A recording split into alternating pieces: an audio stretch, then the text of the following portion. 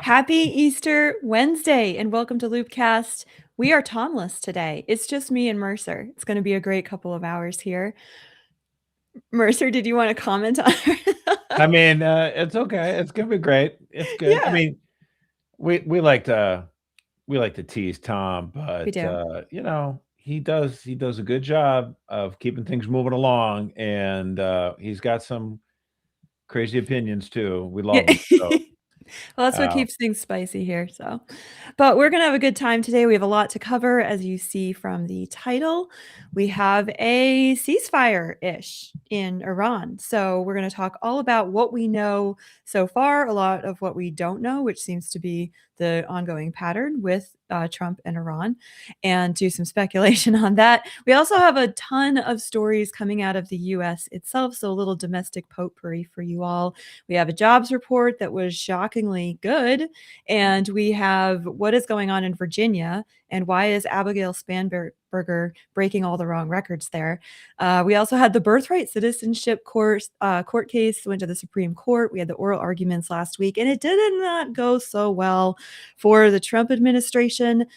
Guys, we went around the moon. The Pope likes Peeps. It's going to be a fantastic Monday. We have good news in Twilight Zone. that's true. Then that news thing about him not like the Pope likes the peep Dude, sugars. I have video. I have video evidence for you here, and you can decide if it's AI generated or not. I'm going with credulity. I'm going to believe it. American Okay, Pope, American okay. Peeps. Yep, it's That's a going to be strike awesome. against him. No offense, but I know they're terrible. Actually, I have a they're funny only story. good for the microwave. Yeah, Just becoming enormous. my son in his Easter basket, we gave him one of those because they're so beautiful in the store. This like tall thing of like different Peeps candy on a stick. He took one bite of it and he's like, "This is disgusting." He like tossed it. So Never like marshmallow yeah, much of any kind, honestly. see, you It's have only more good in refined Rice taste. Krispie bars. That's about What it. what's your go-to like Easter candy then, Josh? Did you imbibe a little and indulge a little this weekend? I love, chocolate and peanut butter, and I'm happy to Oh, report me that too. actually, Hershey's announced this last week that they're going to bring back the old recipe for Reese's peanut butter cups after the grandson of Reese's, like, attacked the company for chincing out on it, but it's apparently the cost of cocoa had shot up 200%. Yeah. So a lot of these companies were trying to do like not actually quite chocolate, but chocolate tasty kind of thing. And so Oh, I'm happy that, public outcry is like, no, no, no, dude, no, we'll pay a little bit more if bring we have back to. the We chocolate. want the real deal. Yeah, we can tell. We can tell. Even those of us who buy mass-made chocolate products. Yeah, Reese's peanut butter is my 100% favorite. Christmas and Easter, I love that stuff. All right, we have a lot to get to today, but first, of course, we have the OG sponsor. We have Charity Mobile. Now more than ever, it is important to do business with companies that stand with you and your beliefs. Charity Mobile is a pro life phone company that serves pro life customers and supports pro life, pro family causes. They send 10% of your monthly plan price to your favorite charity, and they have sent millions of dollars to charities over the last 30 years. Not only that, there are no sacrifices when you switch to Charity Mobile, unlike when Amen. you convert to Catholicism. More on that later, too. All of their plans start under $50 before taxes and surcharges. Their nationwide coverage is the same as the major carriers, and their friendly pro life customer service team is based right here in the US. They are not AI generated. Totally check that out. Plus, Charity Mobile is running a special promotion for our audience. Use promo code LOOPcast to get their free phone offer with every new line of service, plus free activation and free standard shipping. Switch to Charity Mobile and buy the way you believe.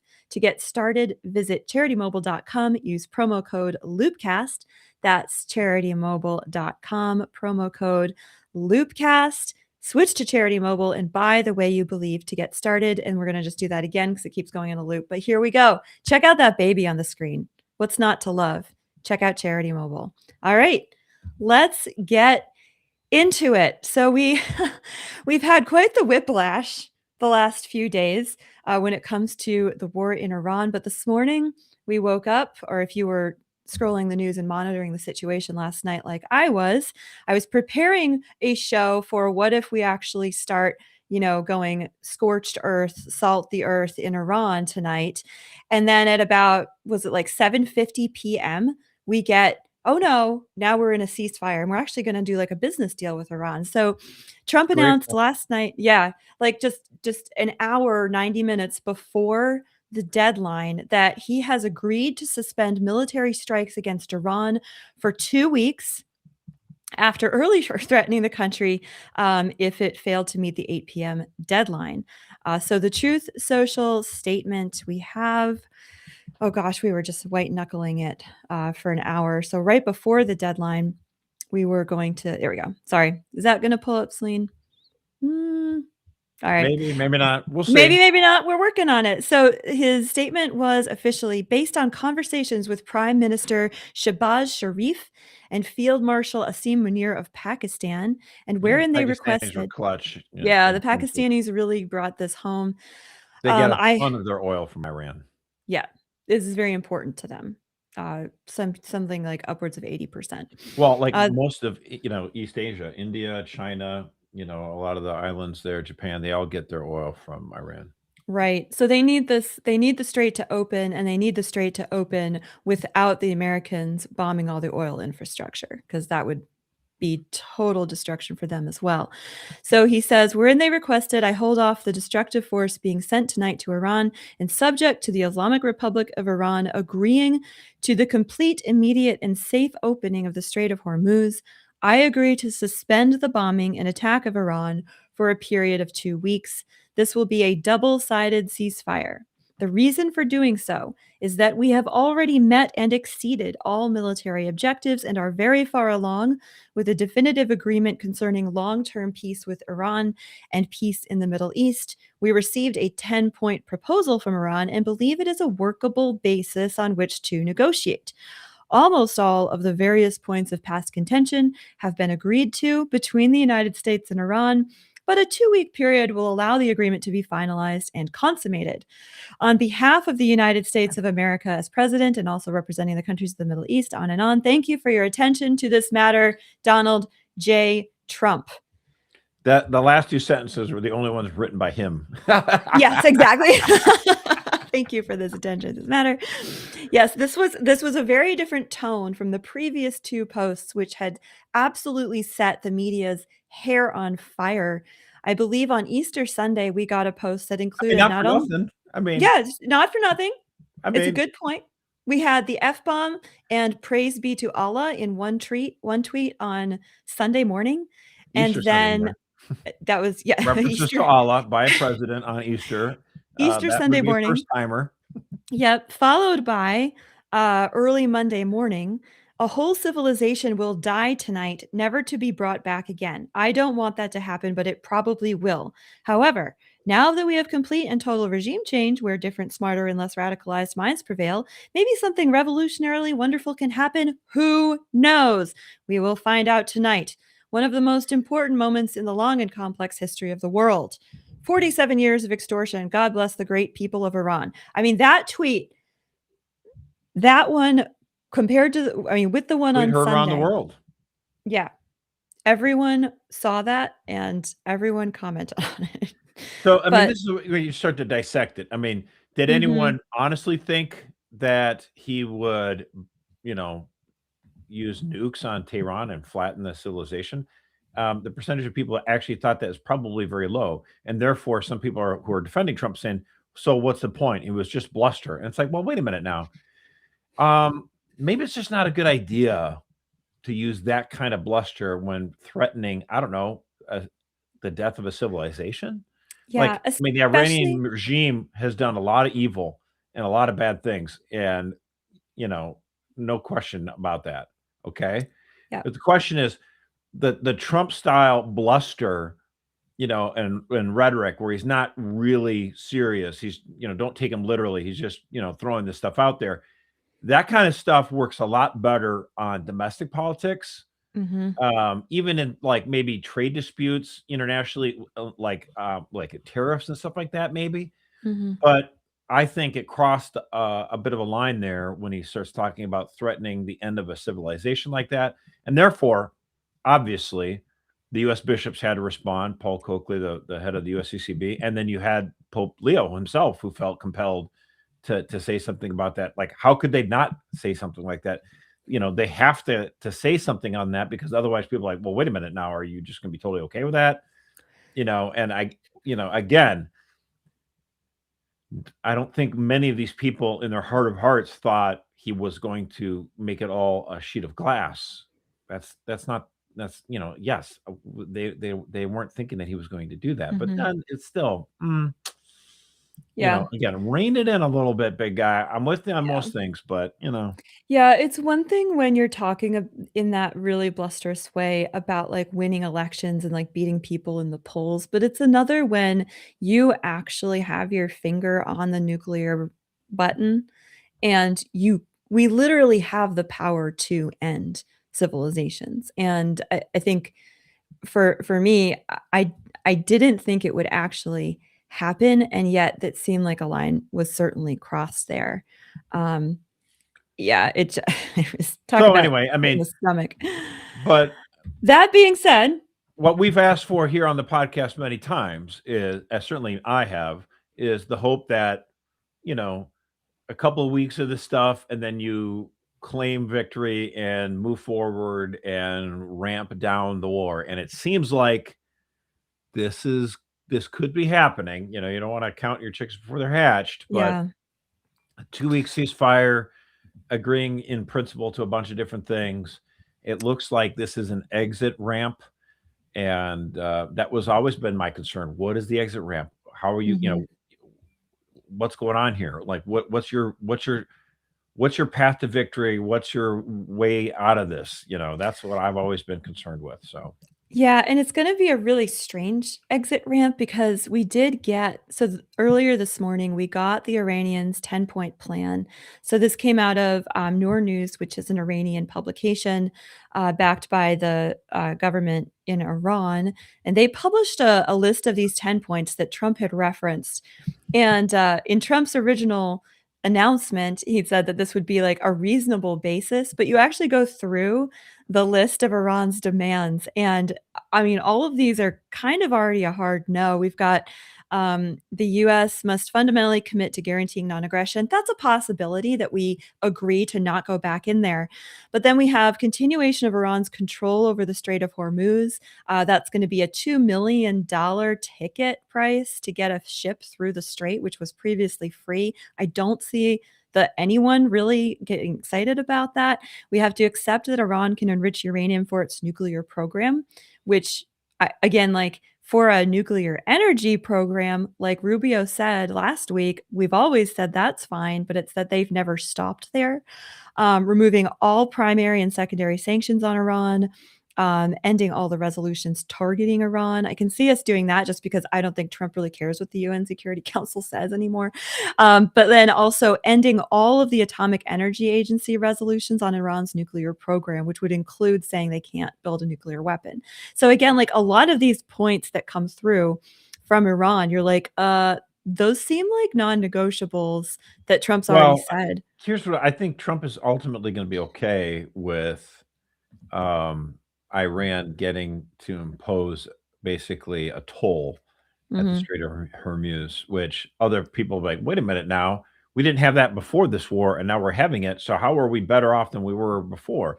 And Trump's answer to that would probably be like, well, we no longer have the Ayatollah and his regime. Like, we've seen a change in behavior, and if this new regime sticks with that and stays better, then that's an improvement, even if it means being charged for ships leaving. And of course, most of the Mhm. ships aren't necessarily ours. Now, under the international rules, it shouldn't be a toll, of course, because it's just international It's waters. Not international like, waters, right? but if like, I guess Trump's thought is like, if this is what it takes to get to peace, then fine, or whatever. I don't know. I mean, I'm Yeah. not like thrilled by it, but like, I'd much prefer to have a toll there than to Mhm. continue a war which I'm not interested in. So I mean, Yeah. whatever. Again, my thought in general when it comes to U.S. foreign policy, I'm kind of contrarian in this sense. I'm not a big fan of unconditional surrender. Like, Mhm. that's been kind of like our recent history. You know, it Yeah. started with the Civil War unconditional surrender grant and went all the way through World War II. It's like, no, it's like, if I give them a few conditions and I get to them to surrender sooner, I'd prefer that actually. If that allows them to save face, okay, you get a little poll tax here on a toll here or whatever. I mean, fine, whatever. Yeah. If I'd rather that than to have to send ground troops? Like, no, thank you. I don't want that. Yeah, 100%. Like, yeah, do not get the boys in there. Yeah, the other point that Iran put forward was they called for a ceasefire on all fronts, including from Israel against Hezbollah in Lebanon. And Bibi Netanyahu came out almost immediately, hours, actually just minutes later, and said, no, Israel will continue its attacks in Lebanon. And sure enough, we got multiple strikes, I think another 300 casualties there this morning. So Israel's already rejected that term, at least, of the Well, ceasefire. they can say they do, but we can go to Israel and say, well, here's the score. You Mhm. have to go along with this agreement. Too bad. Yeah, and I think, like, the point is that this is gonna be a long process of back and forth. There will probably be violations of the ceasefire.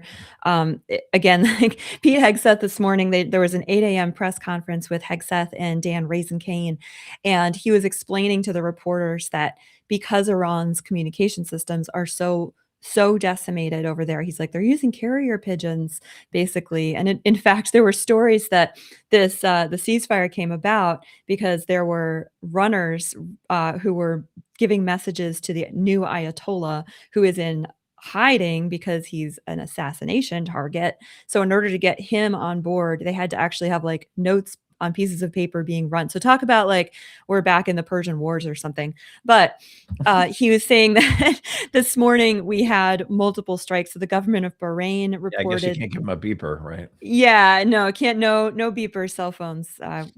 They tried that. That's it wasn't good for Hezbollah, let's just put it that way. So UAE saw some strikes this morning. Israel is, like I said, they're still active in Lebanon today. So this wasn't like an immediate day of world peace, which is another tweet that we got from Trump this morning.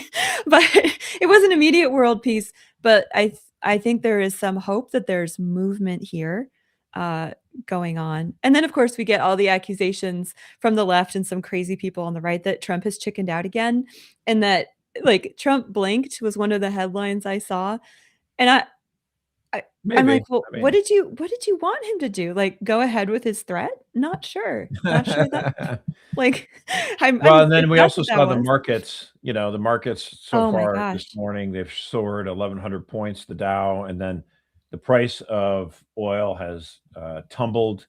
yeah. Yours truly having sold half of his stock in petroleum last week. So Good job. Excellent work, Josh. Yeah, we started the day at yesterday we started, I think it was $117 a barrel, and this morning it was 93. So this was a yeah, total nosedive. There's some incredible graphs out there, you can go take a look at. And predictors are saying that Americans will start seeing the relief at the pumps probably this weekend even.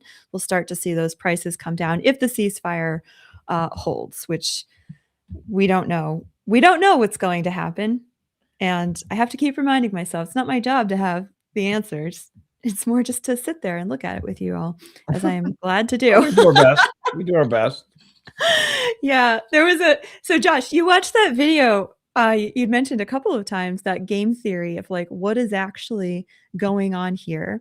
And this actually has popped up in a few different commentators, but a few people are trying to understand the purpose of going into Iran in terms of Trump, the Trump Make administration, some sense of it, right? making some sense of this. Like, why would an America First president do this unless he was either a crazy lunatic, which some people are happy to conclude because they concluded that 10 years ago, or if he actually had some genius plan. And the truth is probably somewhere in between, as most truths are. Could be But elements of both, right?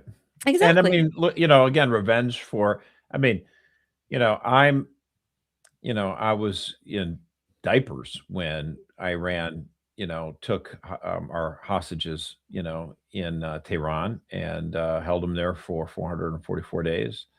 I mean, I don't remember any of it, Mhm. but I only learned about it, obviously, growing up.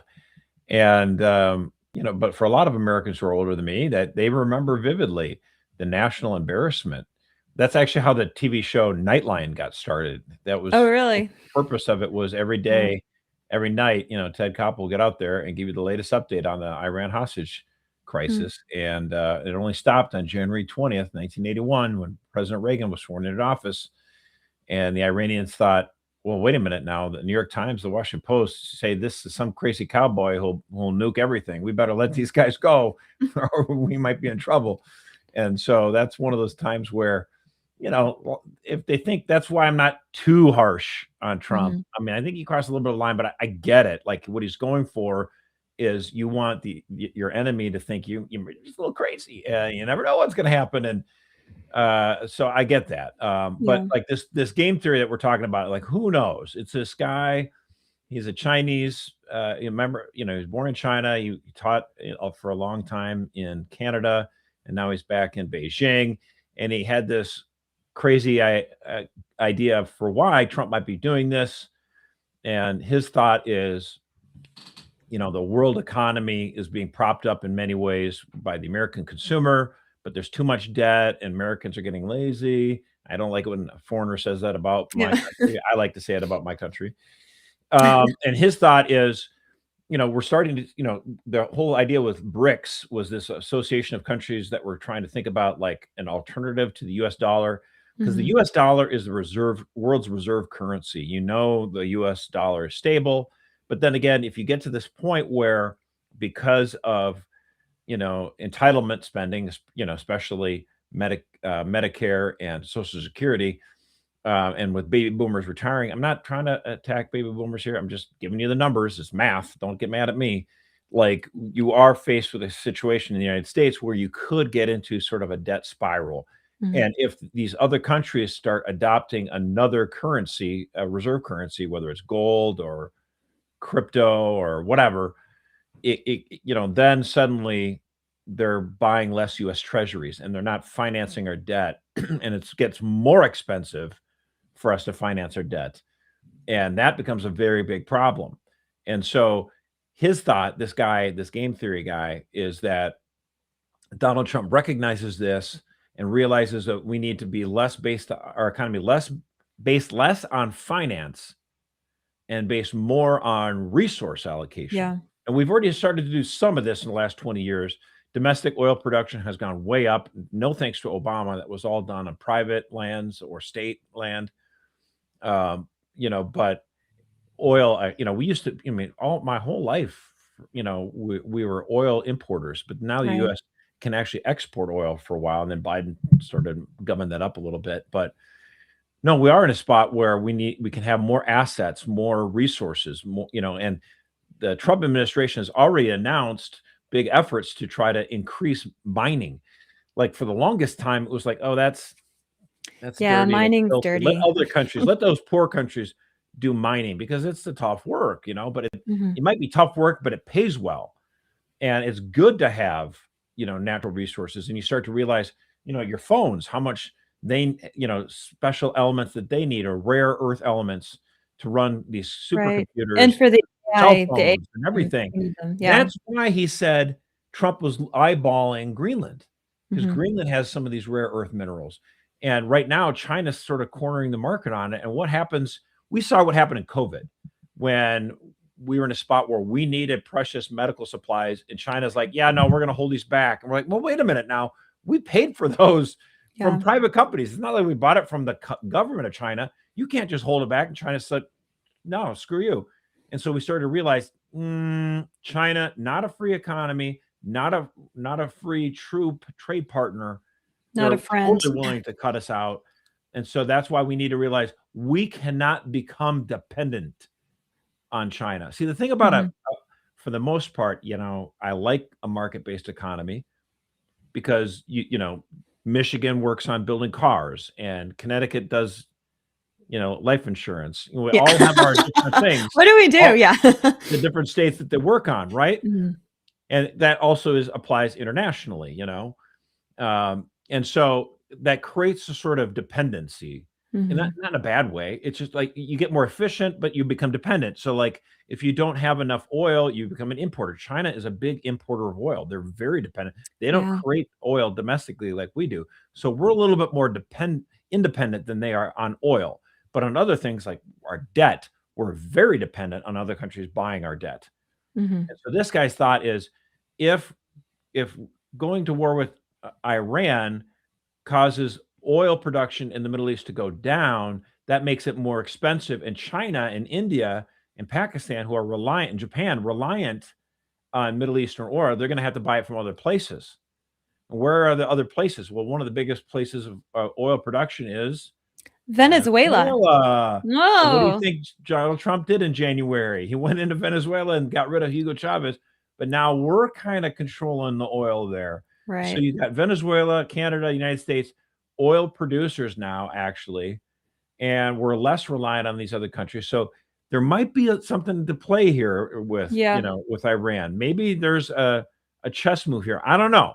We're just bringing this up because it might make sense of it. Now, I obviously think, there's statements from Donald Trump from 1980 to 1984 to 1991 where he's been attacking what happened to Iran. He felt Iran was Right. embarrassed the United States. We're the global superpower. How can we allow this tiny country to He's make always fun been of an us? Iran hawk. Yeah. So Like, yeah. he's been a hawk on Iran for a long time. Although there are voters who felt like they got the rug pulled underneath them because they're like, wait a minute now, you were bragging about how Right. you kept us out of wars when you were president, and that if you vote for Kamala, she's going to get war with Iran. So, there's a little bit of this stuff going on too. Yeah, a lot of that. Really interesting, and as always, there's just so many interconnected factors when you're looking at these sort of global movements. Yeah, the Venezuela piece made a lot of sense to me that, oh, well, of course we secured Venezuela before doing anything like this because that's pretty important. There's some talk that now Greenland might be back on the table because Europe is feeling the squeeze with Russian oil off the table for them. Strait of Hormuz is going to be charging $2 million a ship. Europe's like, America. So a lot of interesting things to watch the next few years. We're just going to keep our We don't eyeballs even need to open. take over Greenland. I mean, that's the No, bluster. That's right. We the don't. rhetoric. Yeah.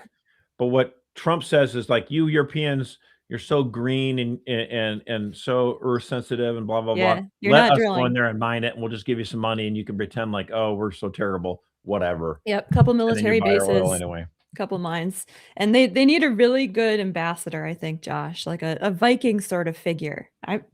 You know? I Go mean, into Greenland. it was 17 degrees yesterday morning here Oh my in gosh. northern Michigan, so I can The handle it. winter that never ends. All right. So another figure who popped up a lot over the weekend was JD Vance. JD Vance, Vice President of the United States. He headed to Hungary ahead of all this drama. So he was there through all of the ups and downs of the last 48, 76 hours. And first, though, I just have to play this clip. Celine, can we get Usha Vance up on the screen? Because look at this woman. She is so beautiful. They're disembarking from Air Force Two, I guess would be it. Oh, But yeah. she's so beautifully pregnant. Her maternity, her like Easter violet hues. It's just, she's so beautiful. So here's to having a pregnant mama in the White House. I feel seen. This is beautiful. She's much more pretty than I am, but she's lovely. So Usha Oh, Vance and the with rumors that like some people who don't like JD Vance, like maybe he's not going to run for president in 2028 because he'll use the family as an excuse. The poll numbers are so bad, and yeah, and new then she babies. shows up on the plane. Yeah, no. Yeah, no, that he's running. People, come on. Yeah.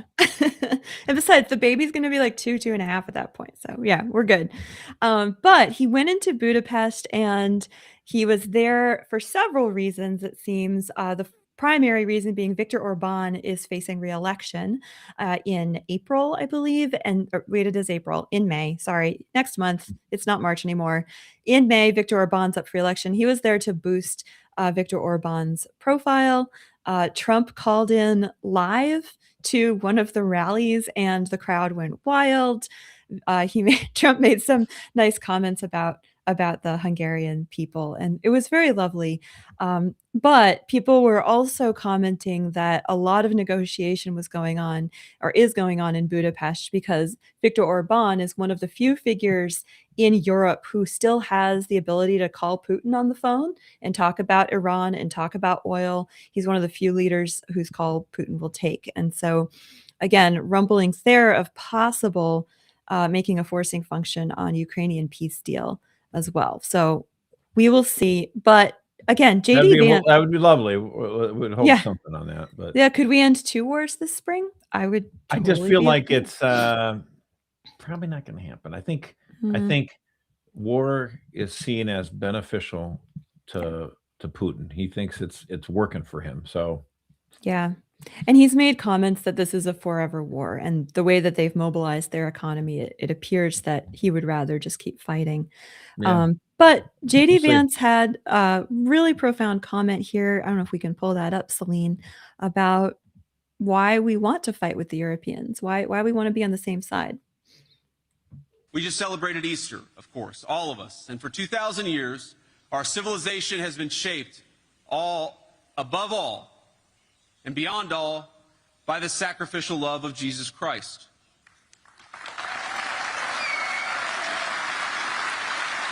True. Beautiful. I love it. We can all get behind that little Easter message. And then we had this as well. There are so many ways in which the United States and Hungary have been great economic partners, and that partnership has really accelerated over the past couple of years under President Trump's leadership. But ladies and gentlemen, I'm not here primarily, Victor, because of the economic cooperation between our countries. I'm here because of the moral cooperation between our two countries. Because what the United States and Hungary together represent under Victor's leadership and under President Trump's leadership is the defense of Western civilization.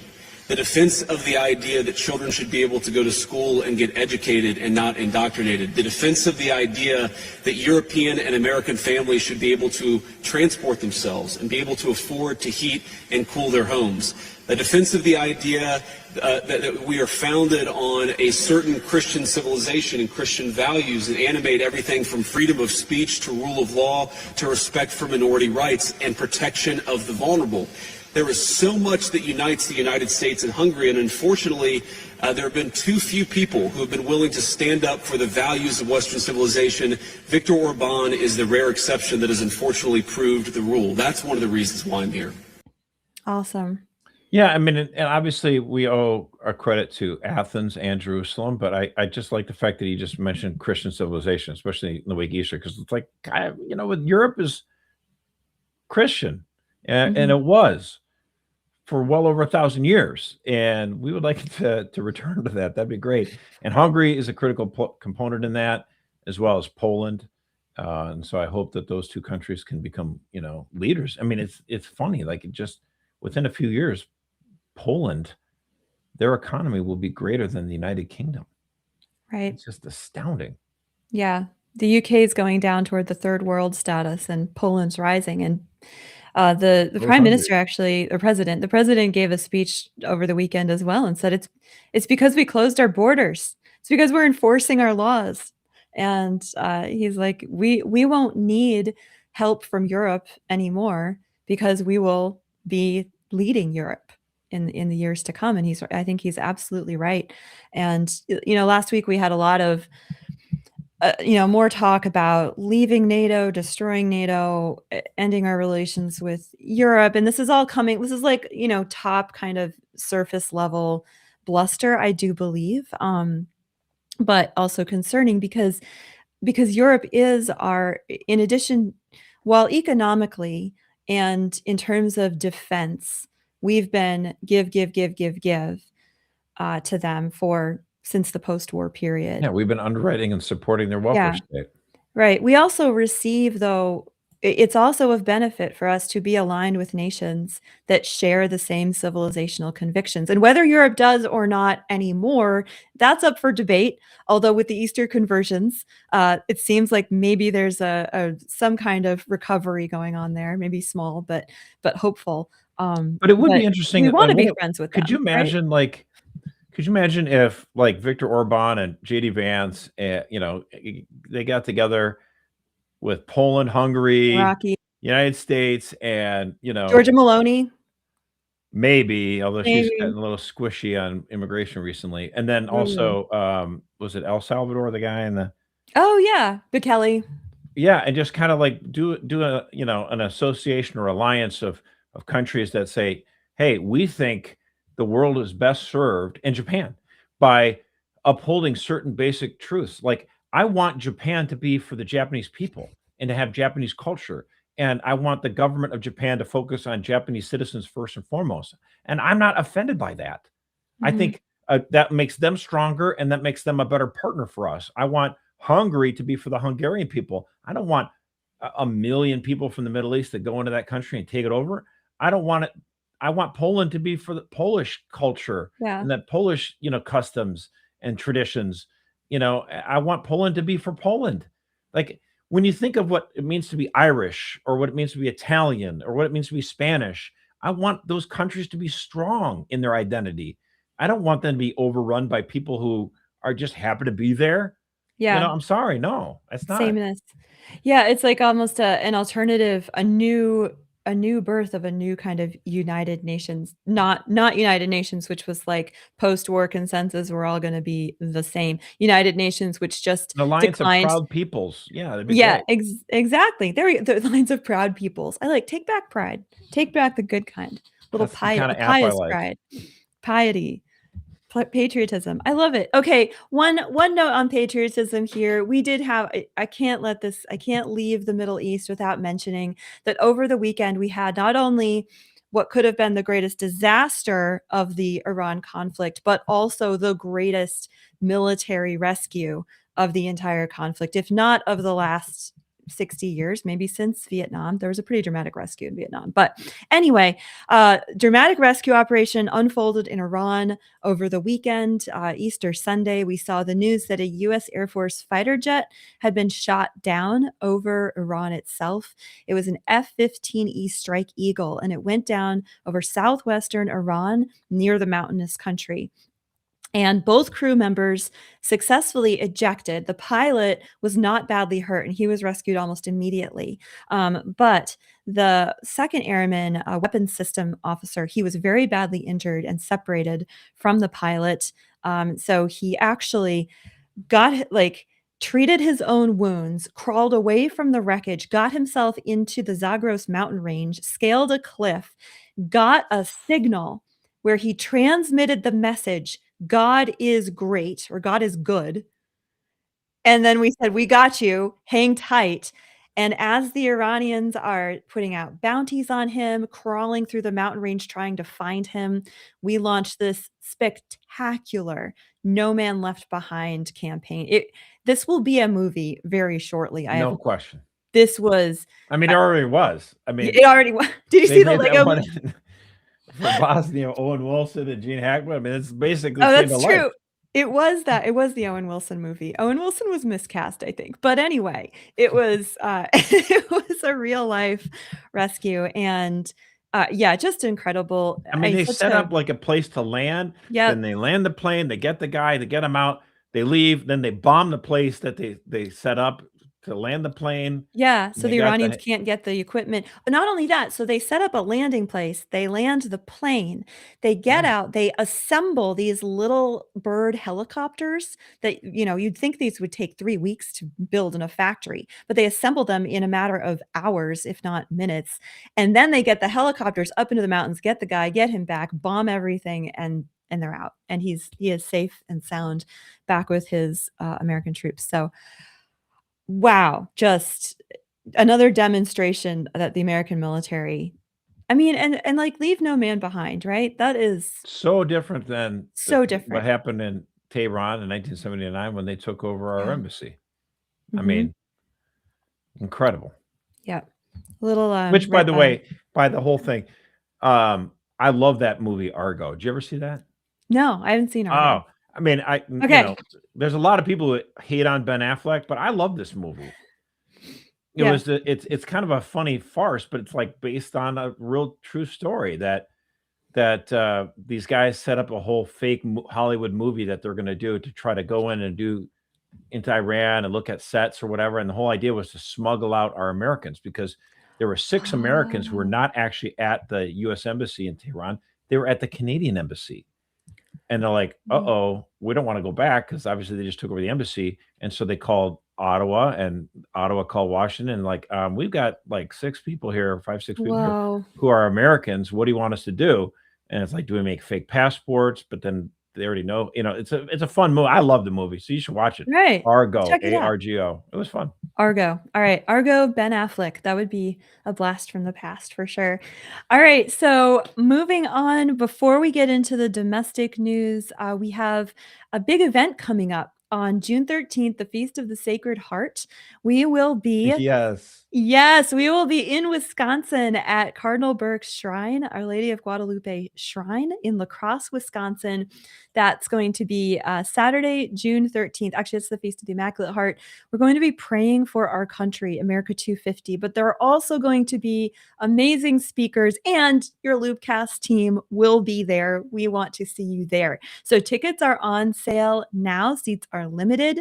But if you wanted to spend the weekend in beautiful La Crosse, Wisconsin, cool off a little bit. If you're from the South or the Southeast, like, you really want to be in Wisconsin in June, not where you live. So come join us. It's going to be an amazing day. For sure. Yeah, a little cooler. I'll say this. Okay. La Crosse, Wisconsin, is where my father was born. Beautiful town, beautiful area. That it's right on the Mississippi River, and a lot of the Midwest is kind of flat.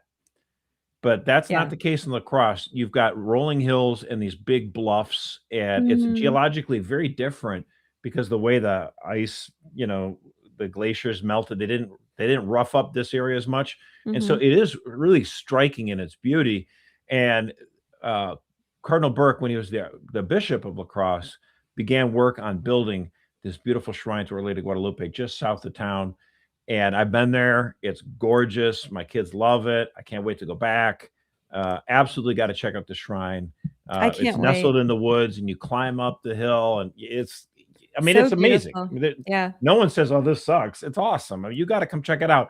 And then, like Erica said, we got some good. Are we allowed to announce some of the speakers yet? I don't even know. Yeah, we have a couple that we can announce. They're on the website, but we can announce that we will be having Michael Knowles will be there, which is really exciting. Not as exciting as Cardinal Burke himself, who will also be there. Sorry, Michael. And we've got Kelsey Reinhardt, obviously, from CatholicVote. She is an amazing woman to meet. Highly recommend.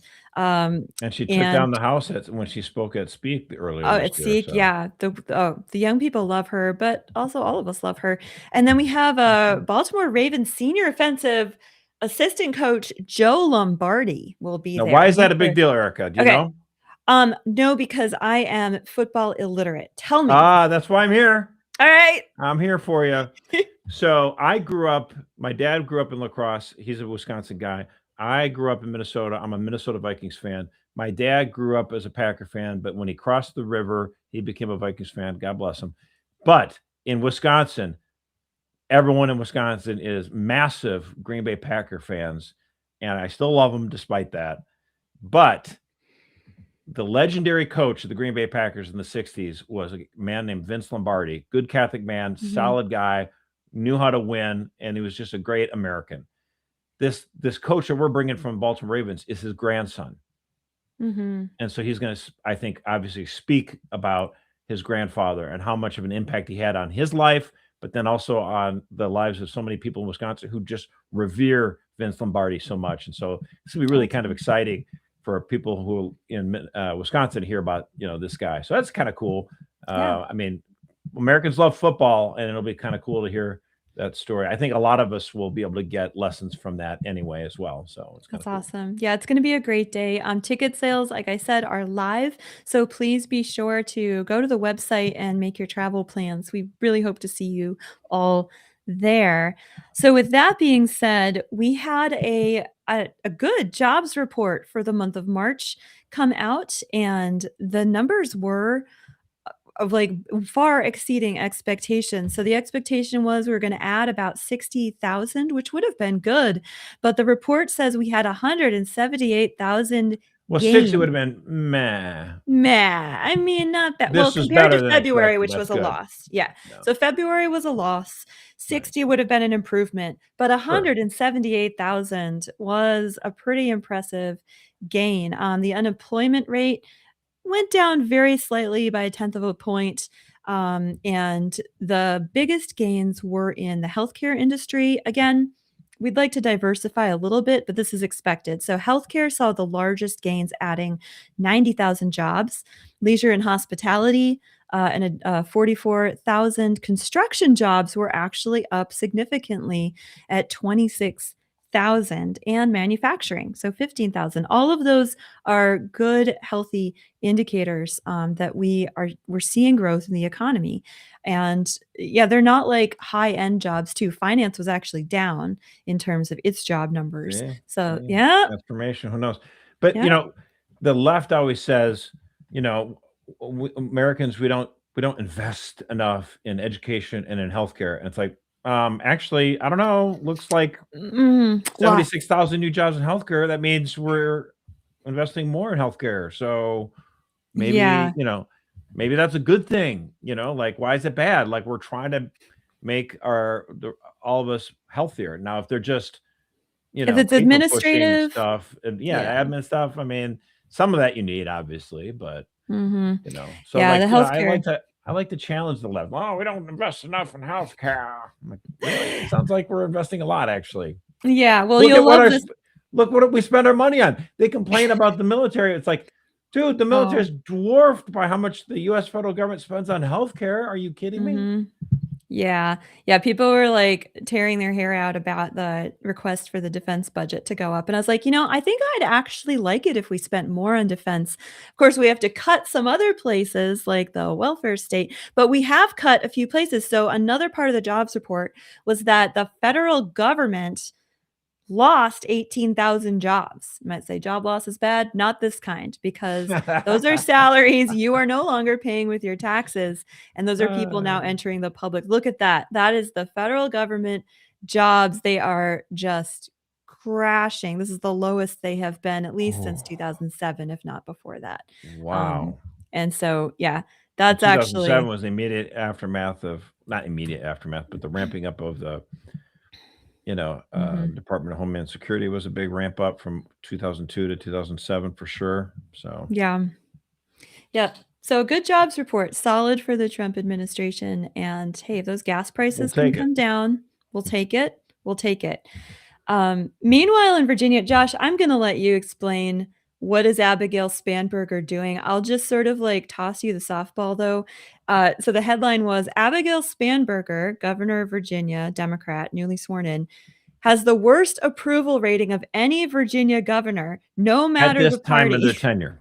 Right. At this time in their tenure since the mid-1990s. Because this is just where did she go wrong? She's only been in office for 3 months, I mean, so It's impressive. what happened is, she campaigned as a moderate, of course, and then she's deciding to rule like a communist, so no surprise there. But what happened is, there's the ratcheting up of gerrymandering that's going on, and the Democrats like to say we're just responding to Texas, but it started with New York. New York's got this whole latest round going. When Kathy Hochul and the Democrats in Albany decided to try to maximize their opportunities mid-cycle, mid-district, mid-decade, and try to get more House seats, right? And so Texas is a response to New York, and then California responds to Texas, and now Virginia. The Democrats in Virginia, this is a state that, went for Trump only about 45%, to 55% for Kamala or whatever, 8 or 9 points. But it's not like 70-30, you know what I mean? It's not like it's Idaho or Vermont, you know what I mean? Like they went way 7-10 the other way. So the Democrats in Virginia devised this strategy. She gets into office like, hey, we're going to push through redistricting, and we're going to make this state, which is like, if it were 9 seats, you'd expect 5 to be Democrats, 4 to be Republicans, right? That's about what the split would be. Well, they said, we're going to go for a 10-1 map. We're going to take Fairfax County, which is a suburban county of New York, Washington, D.C., and we're going to splice it in 4 different ways so that these rural areas are represented by Democrat voters in Fairfax County. I mean, like these districts, one of them looks like a lobster. Sounds like our sacred democracy in action. It's like, wait, you're about 53, 54, 55% of the population, and you're going to have 90% Nine out of 10. Yeah. of the House seats, 91% really.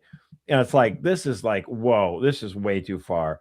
And you have to remember, Democrats in Virginia had convinced the voters just a few years back, hey, we want to have an independent commission draw these lines so that they're fair.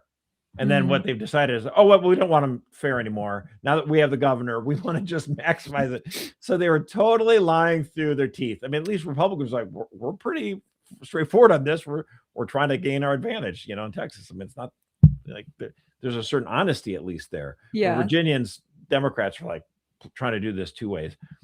So what happened? Poll numbers have suggested actually some Democratic voters are like not so hip with this power grab. And in fact, there is a chance that we could defeat this 10-1 proposal that's going to the voters. I think it's in September.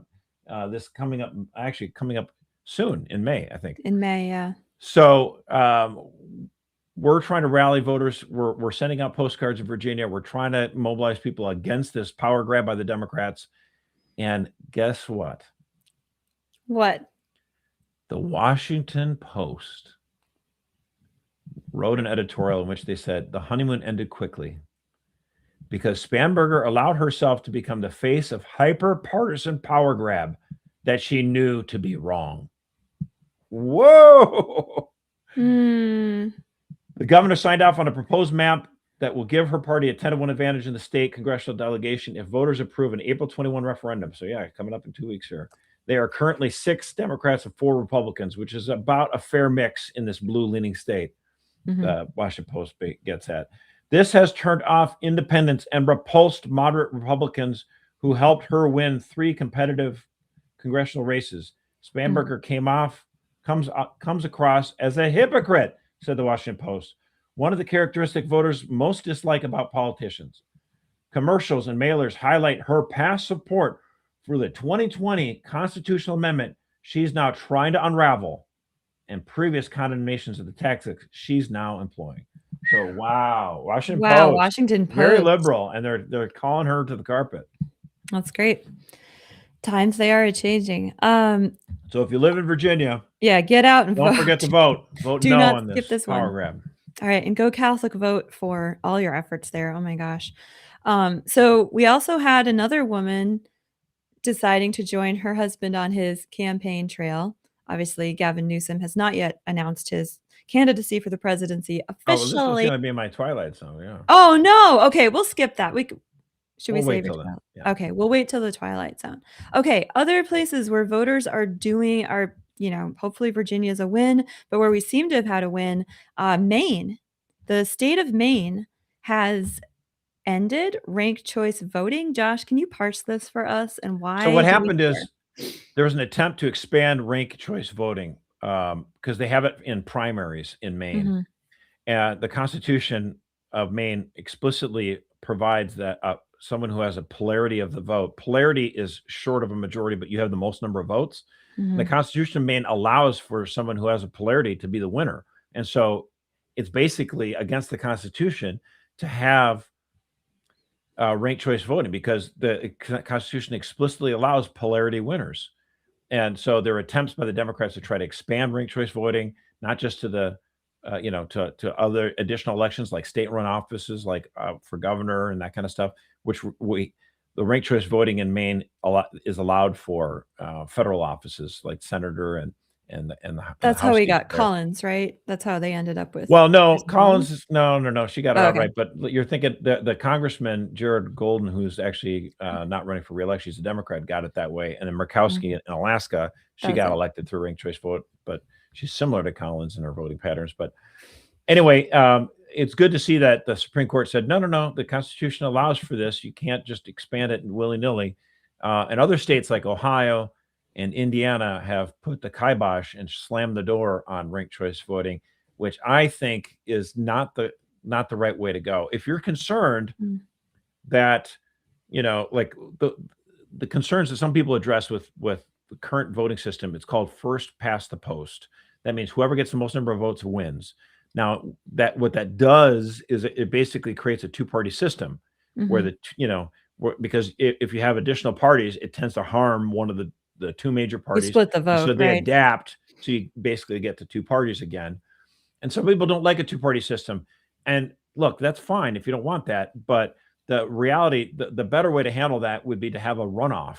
So in Georgia, you can have, the Democrat candidate, the Republican candidate, Libertarian, Natural Law, Green Party, all these guys running. And if the Republican candidate gets like 49% and the Democrat gets 42, and then the other candidates get like 5% or 2% or whatever, the Republican does not win in that case. You actually have to win a majority of the votes in order to be elected. And so what Georgia does is they take the top two and they do a runoff like a month or so later, and voters have to decide which one of the two that they want. And so that any candidate then serving in elective office in Georgia then has a support of a majority of the voters. That's the better way to do it. Ranked choice voting gets to be a real weird scheme, and I don't like it because it takes so long to get election results. Whether it's the mayor of Minneapolis or some congressional race in Alaska, and a lot of the races in California, where it takes so long to get results, and it does, whether it's fair or not, it does increase voter suspicions in the election results. And so I just think get rid of ranked choice voting, have a simple count the votes, get the votes in, and if you want to have a runoff, do it that way, like Georgia, Louisiana, fine. But don't do this ranked choice voting where you're calculating, let's assign these votes to this and that. And then that's where you get chicanery. I don't like it. Yeah, and I think it's hard to overstate the importance of recovering voter confidence in the fairness of elections at this point in our country. And that's been a bipartisan concern. You can't just blame the Republicans for that. Hillary Clinton challenged the election of 2000 and 2016. So it goes both ways. I remember. No one else seems to. Like Hillary was the OG election denier, right? That's right. Man, I don't know. Oh gosh, Al Gore too. He was an OG election denier. And they say, how dare these Republicans challenge the results of the 2020 election by casting their ballot against certifications? Like Democrats voted, not all of them certainly, but there were Democrats who voted in Congress against the certification of the 2004 election. Yeah. So are we not going to talk about that? Apparently not. And then Josh, you had this poll here that maybe everyone's been like, oh my gosh, the war in Iran is going to totally destroy all of our election chances. 2026 will be a bloodbath. But it seems like perhaps, and it could be. It could still be. That's still a possibility. Yep. But maybe there's a little bit of a light at the end of the tunnel here. So if you pull this up, let's just play this clip. Yeah, Harry Enton's a pretty fair guy. He's at CNN. I mean, he's not a conservative by any means, but he's pretty fair with the facts. Let's just take a look at this. Net favorability. Party ahead at this point. Midterm years with the GOP president. In 2018, Dems were up by 12. In 2006 on net favorability, which party you like more? Dems are ahead by 18. Republicans are actually ahead on net favorability at this point by 5 points. So Democrats are just simply running behind their previous benchmarks, and they need to be running well ahead of them if they want to take back the United States Senate. It's just okay. So let's explain this. I think part of this isn't that Americans are so in love with the Republican Party. What this tells me is that the Democratic Party's brand is still in the toilet. And they've got a lot of work to do if they want to try to convince Americans, our biggest concerns aren't trans and kids. We actually care about jobs. They've got a lot of work to do, and I don't believe them, so I'm not going to help you with that. So I think their brand is in the toilet, and that I don't think that Republicans are super stellar. It's just that, hey, compared to the options you got, right, doesn't look so bad. We'll see if this holds. It's one poll. There's others that show. I mean, if you ask me, Josh, if you had to bet your entire house, are Democrats going to win the House or are Republicans going to hold it? I'm like, chances are, based on historical trends and everything else, the Republicans will probably lose the House. I get that. But to lose the Senate is going to be a lot harder. Democrats have to win 4 seats because the Republicans have 53 senators. And if they lose 3, they hold the Senate by that much because it's a 50-50 tie. And then Vice President Vance can break that tie. So he'll never leave Washington, really, or he'll campaign and call him back. You got to get you back for a vote. Well, Usha would like that. No. It makes for great campaigning. I got to leave. I got to go save the country. I got to go vote. Yeah. But the fact is, if Democrats want to win 4 Senate races. They could, they've got a really good shot at winning North Carolina. Mm. They've got to hold on to Michigan. They can't lose Michigan, so it's going to be a fight there. And there's a fight in New Hampshire, and but they got to win North Carolina. That's doable. But then you got to win Ohio. Then you got to win Iowa. Then you got to win Alaska. And a lot of those states have become very red. I mean, Alaska's always been kind of red, but so you would need the economy really to go in the tank. You would need the war to explode and drag on and be very costly and unpopular. I'm not saying that can't happen. A month, as we've seen in politics, feels like a lifetime. So we'll see how voters feel in November. But the economy is actually, those numbers are showing that it's not actually kind of improving. So we'll see. Yeah, we will see. We shall see. And I think it's important. I'm going to play this in my good news, but I think it's important to remember to keep these stories at the top of mind as well, because it's so easy when we're going through a war like this and the talk is like fractures on the right, MAGA's falling apart, this is the end, we need to blow everything up, that there are other things happening in the country at the same time, and life does go on. Not everyone is on Twitter constantly, thank God. Right. We are, so you don't have to be. You're welcome. That's true. All right. So a little bit of maybe a challenge here to the Trump administration happening over at the Supreme Court. Famously, we mentioned this last week, Trump was actually present for some of the oral arguments in Trump v. Barbara, which is the birthright citizenship case, in which the ACLU, to all effects and purposes, the ACLU brought a lawsuit against the Trump administration for his executive order that ended birthright citizenship, saying the president does not have the power granted by the Constitution to make this law. And so according to analysis on SCOTUS blog over at National Review, I was reading around New York Times and also Daily Wire, the oral arguments centered on whether, like we've said before, the 14th Amendment to the United States Constitution allows the government to deny citizenship to children born in the U.S. to non-citizen parents. And this has become a massive issue in the United States. Although this was, settled, or there's precedent in the Supreme Court from the 1890s, a case there in which birthright citizenship was upheld, for the Chinese immigrant we can get into, in recent years, because of the rise of illegal immigration and also birth tourism. Can we pull up this news story from Turkey? These stories like this kept surfacing all last week, and actually some of them were brought up in the oral arguments as a reason why we need to reconsider birthright citizenship. So this was one, 100 women from Turkey flew over to America, had their babies, and then signed up for Medicaid. So not only did their children get birthright citizenship, but then the American taxpayer had to pay for the childbirth and the follow-up care. This was on multiple outlets about this. And we also have seen issues with the Chinese government having dual citizenship babies here, and then they raise them back in China. And they have all the rights of a United States citizen. So again, the times they have changed in the last 130 years. Yeah. Go ahead.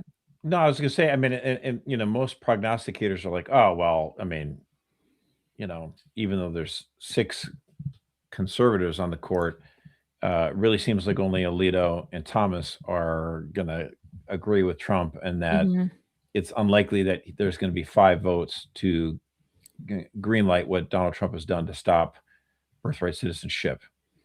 But here's the thing. The Supreme Court loves to, pardon the verbiage here, split the baby. They love to do that.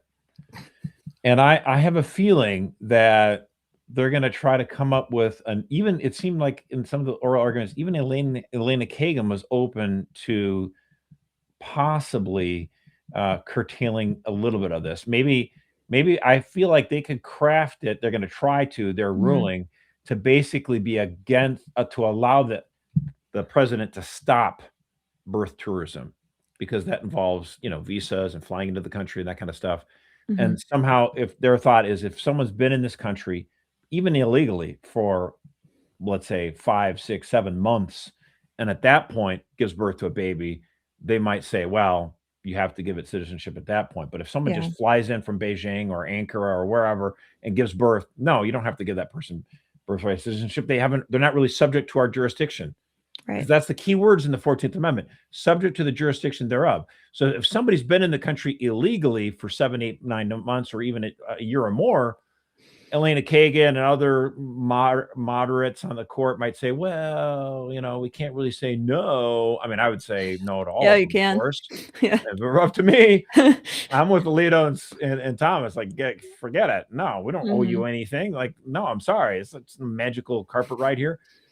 But I wouldn't be surprised, actually, if the Supreme Court found a way to get rid of birth tourism while maintaining birthright citizenship for those who had been in the country and living here, and therefore we can say they're subject to the jurisdiction of our laws. We'll see. Right.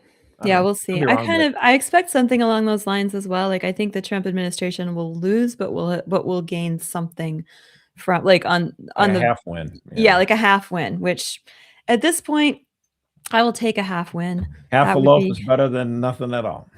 That's right. Half a bay. No, that was a bad analogy. Okay.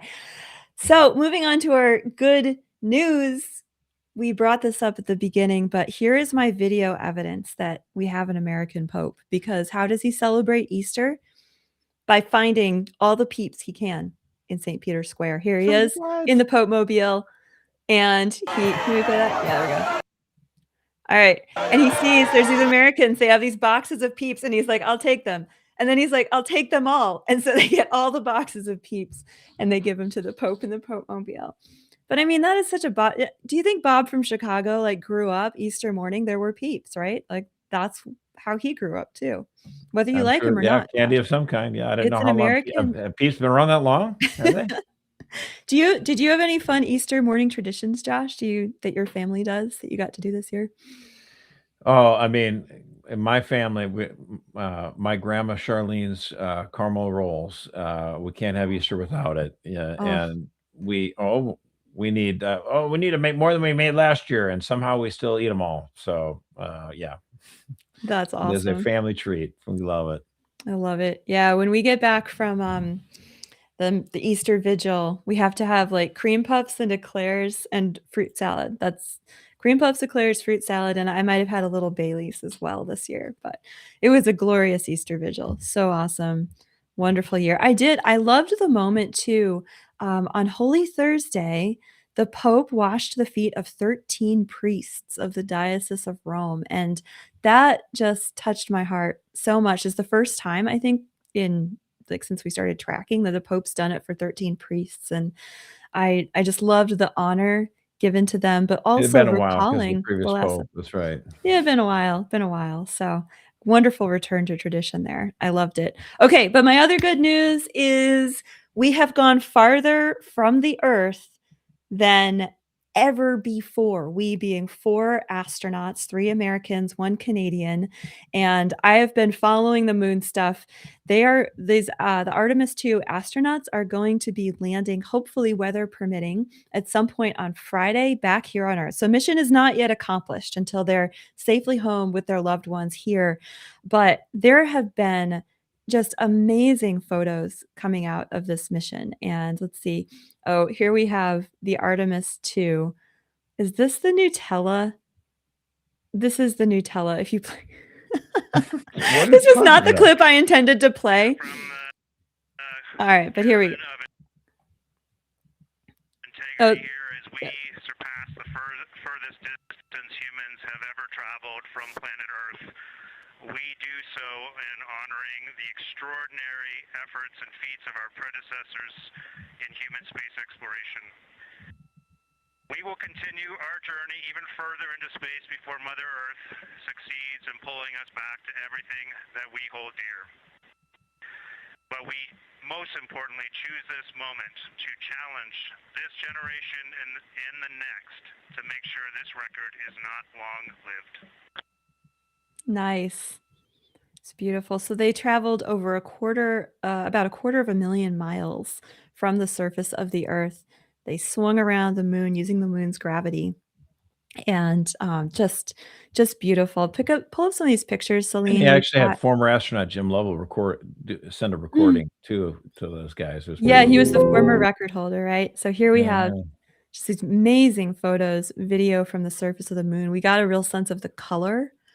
There were some great shots of the Earth rising behind the moon from the astronaut's vantage point, and just amazing. Like, I think every little boy and girl maybe in America just loving these moments. Yeah, there's the Earth rising behind the moon. It's And what I love amazing. about God's creation is that, of course, Mhm. the sun is 400 times the size of the moon, but it's also 400 times further away, so Mhm. that the sun and the moon appear to be the same size in the sky. And I think they did this intentionally to be at a time where there's a partial eclipse, right? That Mhm. on the photograph, it's just amazing stuff. Yeah, I love it. so lovely. So the next, oh yeah, and this was kind of cool because realizing, listening to the commentary, that in the last 60 years, basically since the moon landings, which actually happened. Yes, Tom, you're not here to argue with me. So since the moon landings, we've pretty much been confined to the Earth's orbit in terms of distance. Yeah. So this was a massive return to that progress that we've made. So the next mission, Well, Artemis I mean, 3. I'm Go 49 ahead. years old. I'm 49 Mhm. years old, and we have never been on the moon a day Right. I've been alive. Like, Yeah. it was only during Nixon's presidency, and then it was done. Yeah. It's kinda crazy. It's time to Hey, go. Yeah, Elon Musk was, like, living it up on Twitter. He was so excited. So the we were next never on mission. the moon during the Roe v. Wade regime. Now we got Oh, rid of Roe, now we're back. okay. I never made that connection. That's actually really cool. It actually reminds me of a deep episode that's coming up, but more on that later. Next mission, Artemis 3, will be testing the Orion, the spacecraft's low Earth orbit docking procedures, together with SpaceX, Elon Musk, anticipating sender lunar landing craft to the moon, and that's targeted for 27 to 2028. So, hey, maybe we'll We get will our land first back on the Catholic moon in president. 28. Yeah, that's right. That's the goal. So we'll see. Yeah. Lots to go. All right, Josh. All right, well, in addition to all the other clips that you showed about JD Vance, in Hungary or whatever, he had a really good quote here, and the term is blackpilling on the internet or whatever, but it's just generally good advice, I think, anyway. Like, I've had my critiques of Trump Vance, and I've had a lot Mhm. of things I've liked about him, and I've praised them. And so some people who have been upset about this thing going on in Iran, I just think this is good advice for everyone to pay attention to what he says here. I mean, this institution was founded in 1996. It's far more influential than it was back then. But I think a lot of people, this is particularly true in the United States of America, if they see something that the administration does they don't like, they say, oh, that's not what we voted for, we're going to check out of politics. No. That's the exact wrong response. If we do something you don't like, the response should be to get more involved, to make your voice heard, and to try to push things in the direction that you want them to be pushed. Our civilization was not built overnight. It's not going to be saved overnight. And so what I'd encourage you to do is stay involved, be patient, and don't let disappointment turn to checking out of the system entirely. There's way too much of that, I would say, in the Anglo system and the American system. There's way too much, I didn't like this thing that the vice president said, or I didn't like this thing that the president did, and I'm going to completely check out. We call that blackpilling in the United States of America, and blackpilling is how you give power to the forces that are trying to destroy what our ancestors built. We need to take power back from those people and build the kind of institutions that can actually save our societies. It will not happen overnight. It will not happen in the term of one prime minister or one president, but it will happen so long as we keep our faith in God and we work hard to achieve it. That's what we have to do. Amen, brother. Awesome. Yeah, because it's you watch the headlines, it's easy to give into cynicism and just be like, it's all hopeless." But and I appreciated too in that comment how he acknowledged the friction, by which civilizations are healed and restored and saved, or by which they're dragged down. That, like, look, he's not saying the Trump Vance is going to save civilization on its own. It's not. There's going to be people who don't like what we do. There's going to be people who love what we do, but it's the worst thing that could happen is that people just check out of the system entirely. That's when you open up to totalitarianism and tyranny. But it's the friction of people arguing with us, and we push back, and they push back, and we push back. And that I things think get part of better. it is just like this despair that like we're just one mistake away from the whole thing unraveling. And it's like, Right. no. We are better positioned today than we were 10 years ago, than 20 years ago, to keep making improvements. There will be setbacks, but Mhm. hey, this is not the time for, for quitters, like, I mean, like anyone could be a sunshine patriot. Like we need people who are willing to get, cross the Delaware and take out some Yeah. Hessians. Like, come on, man. This is, what did Benny Franklin say? It's a republic if you're willing to keep it. Let's go. I want to keep it. You got to Let's fight. do it. We do got to fight. You know who's fighting? The Dominican nuns are fighting again. Why are they fighting? Because the state of New York came after them again. So Little Sisters of the Poor continue to be unraveled. And now we have the Dominican Sisters of Hawthorne, fun fact, named for Nathaniel Hawthorne's daughter who started them. Literary reference. The Wow. state of New York has threatened to shut down the ministry of the Dominican Sisters at Rosary Hill Home and the ministry of similar members of their network unless they violate their Catholic faith. What am I talking about? So New York State's LGBTQ Long-Term Care Facility Residents Bill of Rights. What an elegant name. That's a tongue twister. Let me do that again. The LGBTQ Long-Term Care Facility Residents Bill of Rights. There I go. Codified at New York Public Health Law, blah, blah, blah. It requires long-term care facilities like the Sisters' Home for the Dying to assign patients to rooms based on their stated gender identity rather than their biological sex. It requires the sisters to use patients' preferred pronouns, even when the patient is not physically present to the person speaking of them. Requires them to post notices affirming compliance with these requirements and ensure that all staff received, quote, cultural competency training, indoctrinating them in gender ideology. That's what the state says the sisters have to do, or they're going to be fined into oblivion, maybe lose their license. The sisters take care of dying cancer patients who are too poor to be cared for in other facilities. They literally are the last best hope, not only for these patients, but for the state of New York, which needs all the help it can get. So the Catholic Benefits Association is helping. Their legal counsel is representing the sisters, and they've released several statements about this, including the copy that I just read. But I mean, I can't believe we're here again. Hasn't the Supreme Court settled this, Josh? Why are we back here? Well, I mean, again, this would be state law. So, I mean, again, the other ones dealt with federal law, like, for example, the HHS mandate that the Little Sisters of the Poor fought. But they also had to fight it in Pennsylvania because Governor Josh Shapiro has been on them for state law stuff. So it's, again, another fight. And part of it is like frustrating. Even though we're doing this judicial reform, the Supreme Court could smack this stuff down a lot faster, and they allow it to fester and build before they finally do it. So years of lawfare, which I find very frustrating and annoying. I also find annoying how many darn adjectives there are in that New York LGBTQ Long-Term Care Facility Residents Bill of Rights. Whew, that's a tongue twister. Yeah. But it is, and by the way, when we had the HHS mandate where they go after all these employers and they decided on a definition of religious liberty that was so narrow that it only covered like basically celibate priests only. You have like a bunch of monks or an order of priests. There are like 30 or 40 of them. Right, who have no employees, basically, like who run their no females at all, then it was covered.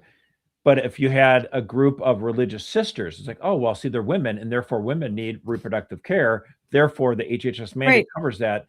And allegedly, Vice President Joe Biden at the time was like, that's like, you can't, was cautioning Barack Obama, apparently, allegedly, not to go after, because then you go after religious nuns. That's going, why are you picking the optics are not good. Yeah. The optics are not good because Joe Biden had been elected for decades on this whole, wink and a nod, like I'm pretending I'm Catholic and I totally support the Democratic Party's left-wing social agenda on abortion, on everything, but I got to pretend like I care about the rights and I take my faith seriously, and I got the ashes on my forehead on Ash Wednesday. But Barack Obama and the rise of these new secularists in the Democratic Party were like, no, abortion über alles. We need to make religious people bend the knee to the state and admit that, no, there is no power greater than us. And their attack on religion continues. And it's good that these religious sisters in New York are fighting back. We at CatholicVote are also fighting back in another way. There's a teacher in Connecticut who had a 12-inch crucifix on her personal desk area where other people would have like pennants of the Boston Red Sox or whatever. Oh, crystals, like symbols of all kinds of religion. It's your own private employee space. But they said, well, no, hold on. You got a crucifix there. That's establishing a state religion. What? It wasn't like it was in the classroom, like really big as you walk in, like it is on Catholic schools. This is a public school on her desk. Yeah. And they said, no. And they took her, even though they have a teacher shortage, they reassigned her, got her out of the classroom. And we're like, this is ridiculous. So we signed off on a legal filing, front of the court brief on behalf of Marisol. We hope that she gets her job back and that the Second Circuit Court of Appeals will side with her and overturn a really stupid lower court ruling. And even if the Second Circuit doesn't do the right thing, the Supreme Court will. I'm very confident that this Supreme Court is not perfect, but when it comes to the right of religious freedom of people, they have been actually quite outstanding. So I look forward to that. It's true. And I look forward to the sisters winning too. Something that made it even worse was that the state of New York actually gave a religious exemption to the Church of Christ Scientists. So Scientologists didn't have to follow it, but they ruled that Catholics did. So, I mean, all of this, if this goes to SCOTUS, that alone is just going to be, I mean, what are we going to get? Like 6-2. John Roberts will nuke it from orbit. Exactly. So, and I think it's important too, because when we see these things happen, and they do happen in ordinary people's lives, like Marisol here in Connecticut, ordinary school teacher, these, people in this cancer ward, this happens all over the place all the time.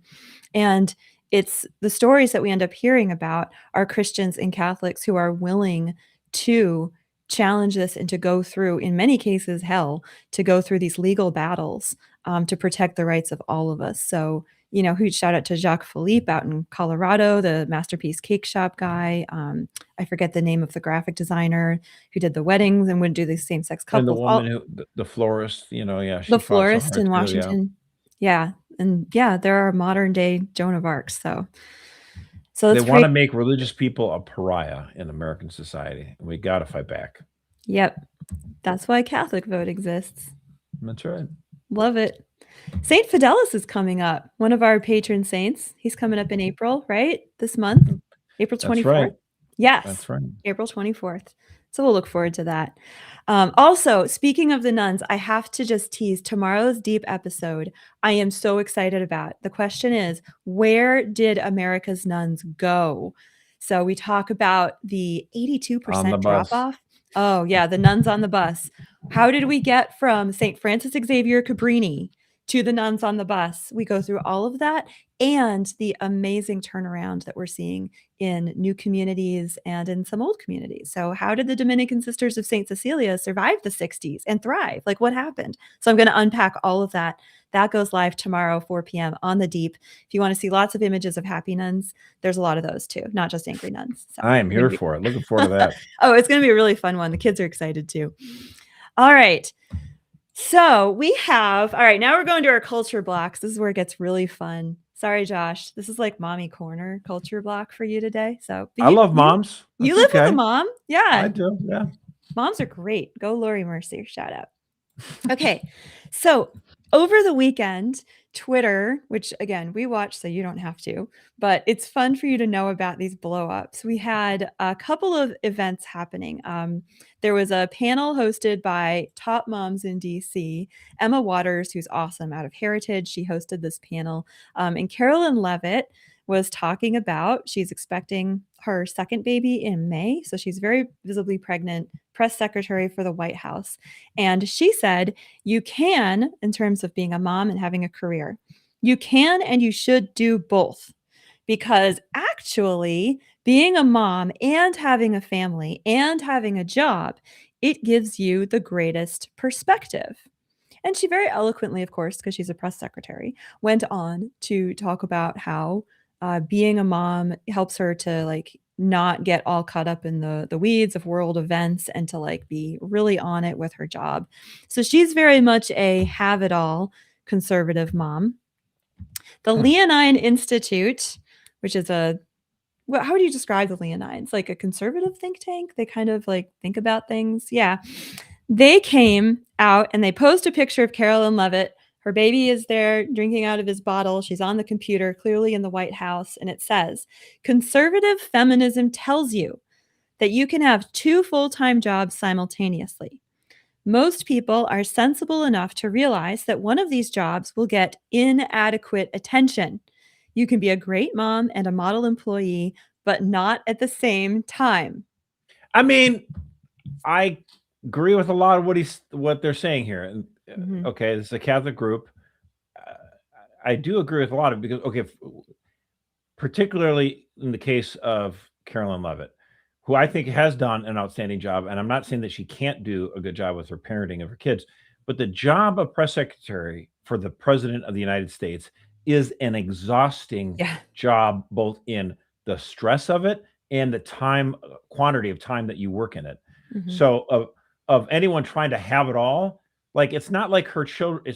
She is, very smart, lovely, gorgeous woman. Very talented. I'm a big fan, but it's not like she's 40 and her kids are, let's say, teenagers, and she, makes, helps them get out the door for breakfast, and then she goes on to work her day.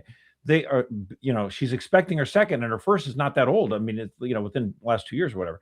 So that is a time where, it's one thing if she has a job where she telecommutes. I'm not against women per se working. Some. Oh, good, because I'm here. Well, obviously, I hired you, right?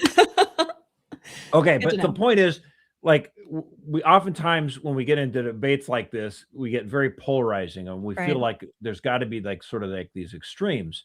Right. And I don't actually believe it has to be that way. I'm just saying her particular circumstance is not actually, I think it's easy to say, I don't know if this is going to be great. How much longer can you do this? Once the second baby is born and you've got an infant and you have like a 24-month-old, that gets to be really very tough. hard to try to do that while doing a very stressful job. That is, you're having to fly with the president. It's a lot to ask of one person to do. And I do think she's setting herself up for, a not optimal situation. That's all I'm trying to say.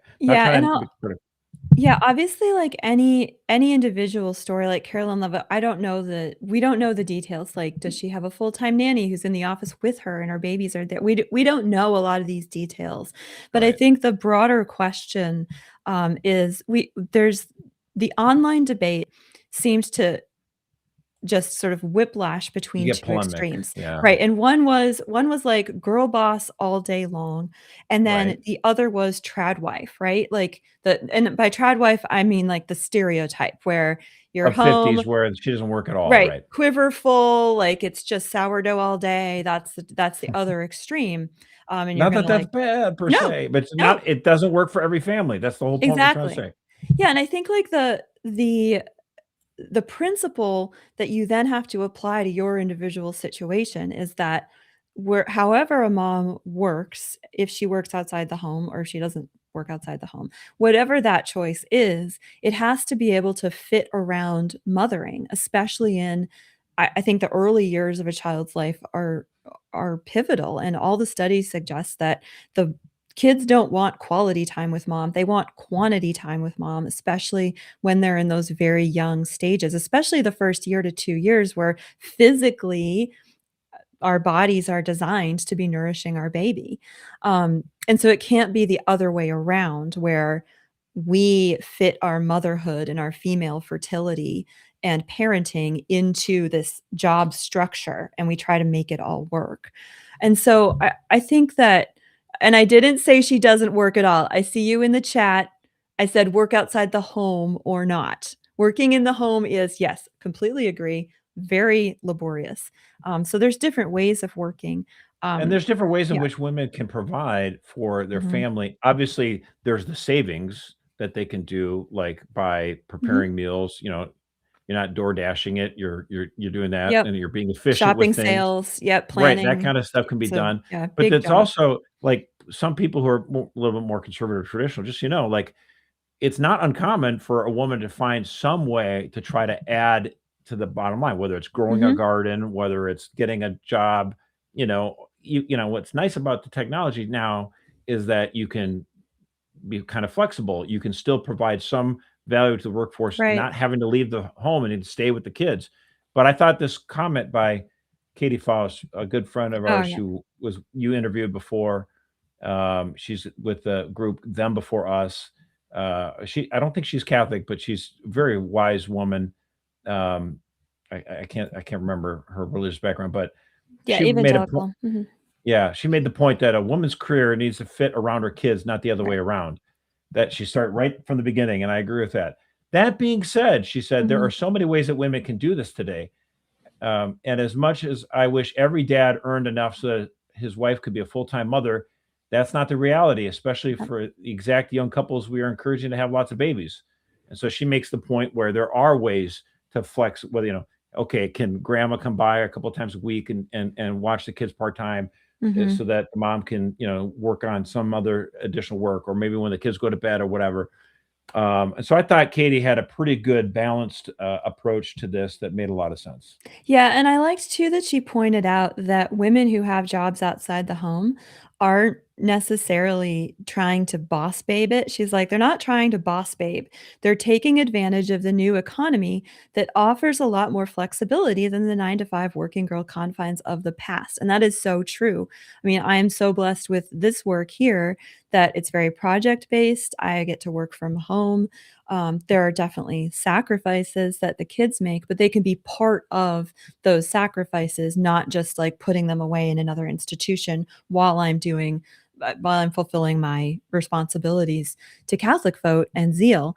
And so I appreciated her response a lot that look, when it comes to these like highly personal decisions, it's it's really important to realize there's a few non-negotiable principles, but at the same time, we have to admit that with our new world and the new economy, so many more things are possible. It's not a black and white both and, like you either do or you don't, working outside the home. So, yeah, really I just wish appreciate it. people, as they discuss this with other people, be a little bit nimble and humble, and don't wag the finger so much, and Mhm. just gently suggest, like, if you're just doing this, as Katie says, for a 3-car garage, or to Right. maintain some sort of lavish lifestyle, that's not good. But if you're doing it to help the family, if you put the family first, if it's done sacrificially so that you can make sure that, hey, maybe the dad is going through law school part-time, or whatever, or you're Mhm. trying to get by on a minister's salary or whatever. I get it. Like, those are things, or you're saving up for a house. If it's done in pursuit, this is my big thing, is to get husbands and wives to understand the family as an organism, an entity, Yes. a reality Mhm. that you are sacrificing on behalf of, and you're at service to it, and the kids play a part of it, you play a part of it, your spouse Mhm. plays a part of it, and God is welcome into that conversation critically, obviously. So Yeah.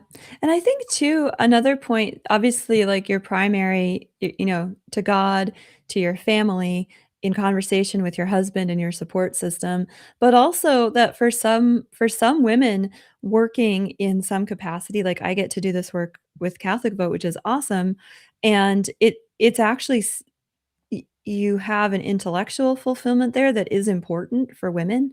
And there's obviously seasons where the kids need you more physically, and so it's harder to do like brain work or writing or something like that. But then there's other seasons of life where if you have a talent for something and you are just good at it, then being able to use that talent. I think of friends of mine who are nurses who, now that their kids are small, they're working just maybe one night shift a week here in Connecticut.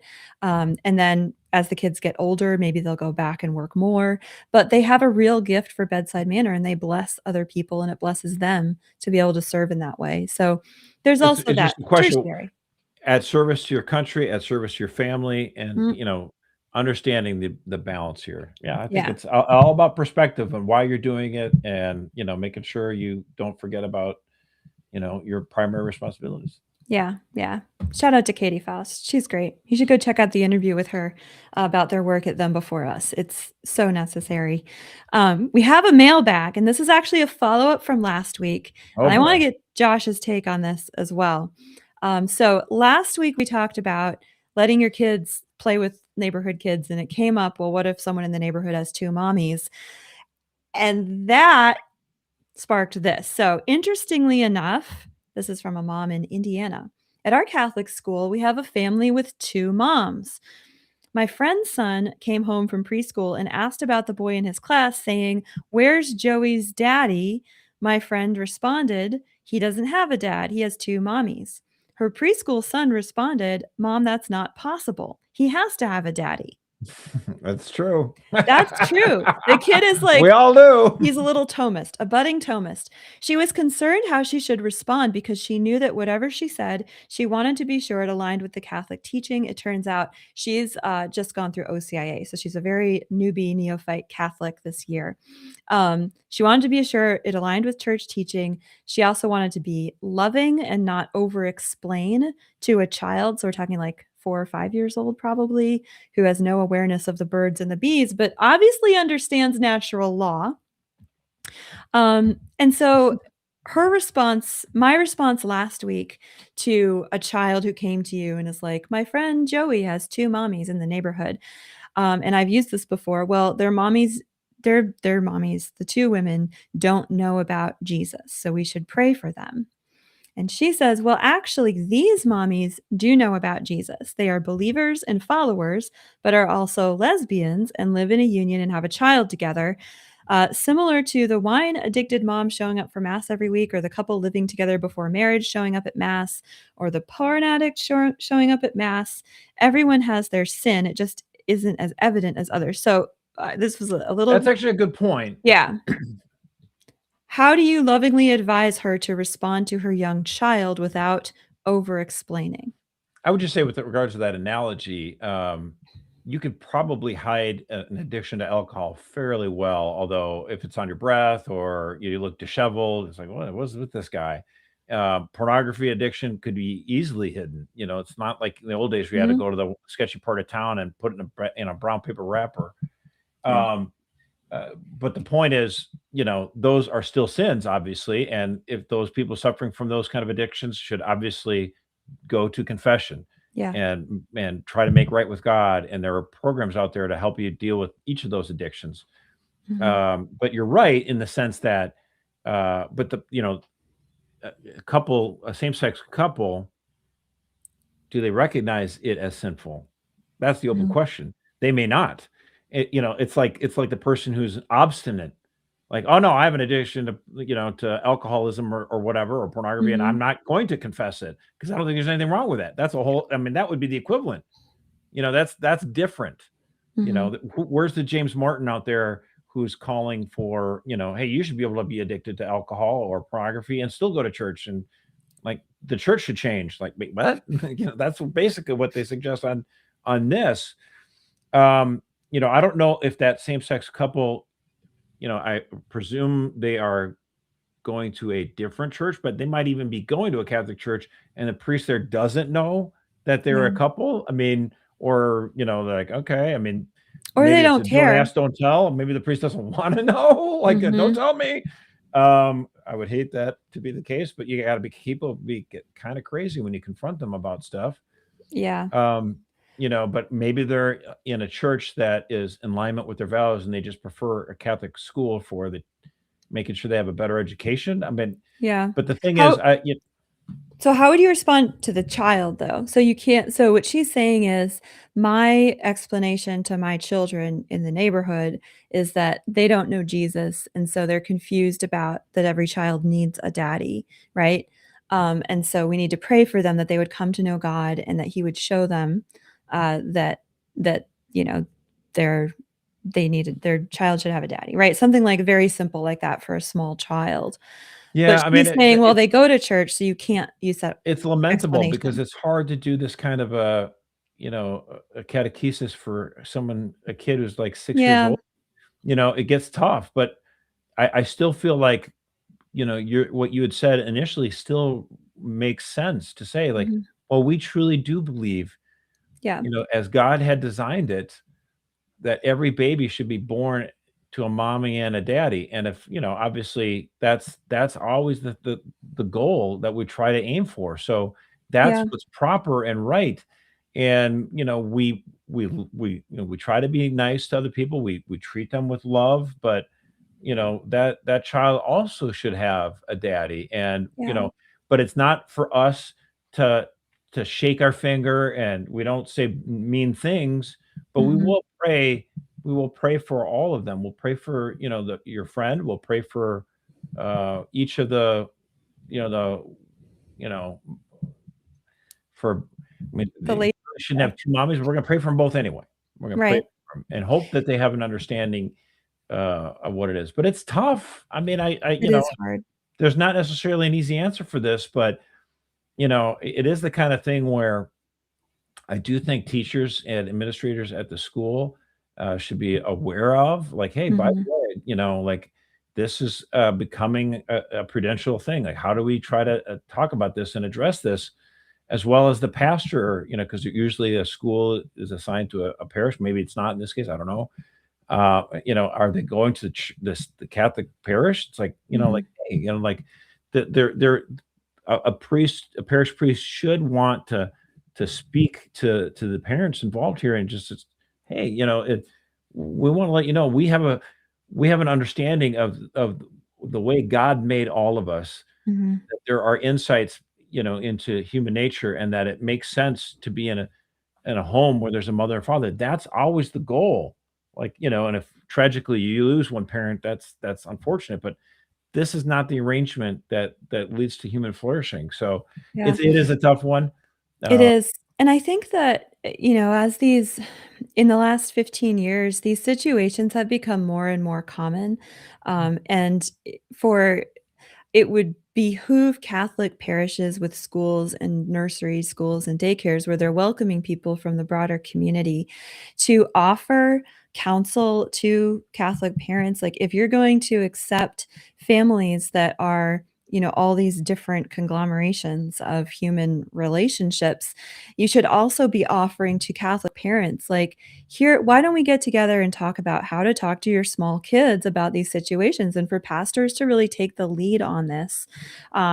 Because, yeah. and it's not to gossip, it's not to sit there and gossip about the families or anything like that, but to just sort of Okay, like Erica, leave here's the people to thing. the wind is unfair and unchristian. So, like, at the Vatican, they have like these signs Mhm. where it says, like, this is the appropriate attire Oh, that yeah, you like the dress expect as code. Yeah, as dress code. men and women enter into these sacred places. Mhm. This is not a gym. You should be dressed, covering up, and for men and for women. It's not just like they're targeting just the women or something like that. Mhm. And it's it's not judgy. It's just like, this is how we look at it. This is why Yeah. we feel the way that we do, and why we feel that this is the appropriate response. By the way, the church can do this for all sorts of different things, Mhm. right? It could do for, in this case, it could do it for abortion. It goes, this is why we feel the way we do. This is why we feel, pornography on your phone, whatever. This is why we feel like this is not helpful. This is bad. Yeah. This is not good for your soul. And by the way, this is why we feel like same-sex couples is not the right way to human flourishing. And we feel like children deserve to Yeah. have a mother and a father. Having these brochures up that we, why does the church have this? That would be very helpful so that people could see this, they could pick it up, they could read it, and then they could go, well, Father, now what was the deal? I saw this, and can start these kind of conversations. I think that would be kind of a helpful way to kind of bring this about and to start some of these conversations. Yeah, and I think like a lot of the new Catholic media is doing a great job on this. So, like Formed, for example, and Hallow app is not catechetical, but it has that. Obviously, Zeal, we have a lot of And a conversations lot of about stuff like this. podcasters, Yeah, do yeah, we and do there a are job, Matt, Frad, but I feel like having it at a parish yeah, or even like in this case, a school, a local then effort. you're reaching a larger audience. People go, oh no, wait a minute. Why does the church, like who cares if I should be able to wear a tank top or God's just happy I'm there. It's like, well, he Mhm. is happy you're there, but he does want you to kind of dress up for the occasion. Okay. Like Yep. there's a purpose to the way we order our bodies and the way we do things that we should, do it this way. There's a better Yeah. way. So 100%. 100%. All right.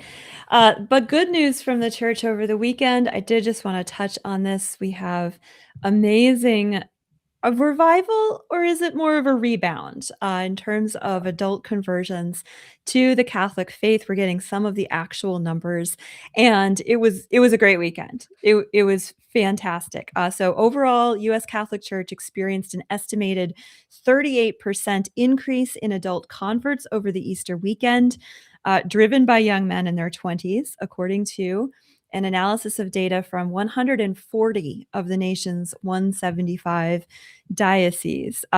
So we got a little bit of a, wet blanket, marsh wiggle, puddle glum reading from the Pillar. They posted this graph at the beginning of I think it was on Good Friday. So we have this graph here, and they're showing how back in 2000, we actually had 174,000 adult converts. And that includes numbers of both coming into full communion with confirmation and First Eucharist and baptisms. So really, really high in 2000. You see it just takes a nosedive heading down. So this is after the scandals, right? We get this nosedive heading down till we hit a nadir in 2020, right after the McCarrick scandal during COVID, 71,000 converting. And then you get the numbers starting to creep back up again.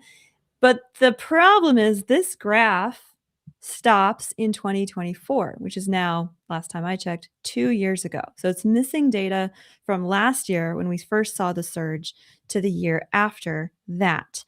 Now, if you flip back out to the show notes, Celine, and we're going to go down to Jonathan Liedl, great reporter. He did a projection of what the graph would look like. Yeah. Oh, okay. There we go. Love it. Hey, good things come out of there. So if you actually did what the numbers were expected to be over this past weekend, the graph would look more like this, where we're back up to 2010 numbers. So the rebound is happening, and it seems to be happening. It could lead to a revival. Right now, it's a rebound. Right now, it's a rebound, could be leading to a revival. But just wonderful pictures. I loved going on Twitter for the Church Corner this time because it was just pictures of young people receiving baptism and glowing and beaming.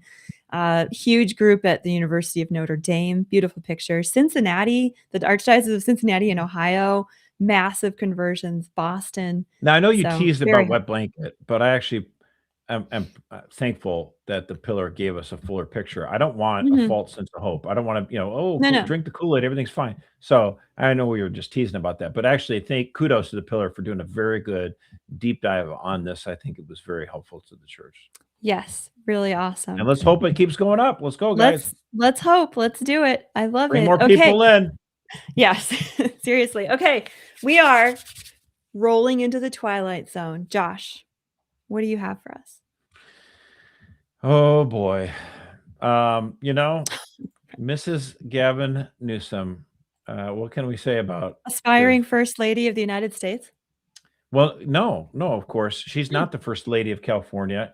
She's the She's like, was it partner. She's the first partner. First partner of California. I apologize. She's like, I don't know if America is ready for a first partner of the United States or not. So we'll see what is showing. Yeah. But I gotta say, one of the biggest problems I think in American life today is what I call toxic empathy. And we've talked about this in the past. Allie Beth Stuckey's written a really good book about this, and that there are a lot of affluent women in this country, white women, who feel, whatever reason, very wrapped with guilt about the fact that they are living in a very prosperous country, that they have all the devices at their disposal.